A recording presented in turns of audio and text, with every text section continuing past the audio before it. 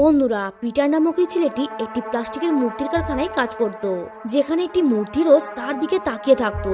সে নিজের ঘরের সামনের রাস্তায় একটি অদ্ভুত ধরনের লোকের সাথে একটি প্লাস্টিকের মূর্তিকে বেঞ্চের মধ্যে বসে থাকতে দেখতে পায়। কিন্তু সেই মূর্তিটি আচমকায় পিটারের দিকে মুখটা ঘুরিয়ে দেয়, যেটি দেখে সে ভয়তে সেখান থেকে পালিয়ে যায়। পরের দিন সেই কারখানায় কিছু জিনিসপত্র খোঁজ করতে গিয়ে পিটার সেখানে একটি আজব ধরনের মূর্তি দেখতে পায়। আর সেই দিন রাতের বেলায় যখন সে ফের নিজের বাড়ির সামনের রাস্তা দিয়ে ফিরছিল, তখন সে আবারও বেঞ্চের মধ্যে ওই মূর্তিটিকে দেখতে পায়। কিন্তু এবারে ওই মূর্তিটি সোজা পিটারের দিকেই ছুটে আসে। তার চলার অঙ্গভঙ্গি এতটাই ভয়ঙ্কর ছিল যে পিটার এটি দেখে ভয়ে শিউরে ওঠে। কিছু সময় পর পিটারের সামনে যাওয়ার রাস্তা পুরোপুরি বন্ধ হয়ে যায়, আর তাকে ফলো করতে করতে সেই মূর্তিটিও তার দিকে চলে এসেছিল।